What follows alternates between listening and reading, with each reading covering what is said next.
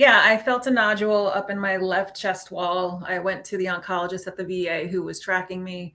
And then she said, wait and watch. I didn't like it. So I went to a civilian oncologist who deemed it important enough to check it out. And yeah, it was, And I'm so yeah. And glad. this time it's HER2 positive, which it wasn't HER2 positive the first time. Okay.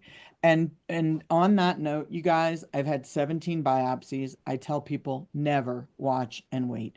Yeah, Ever.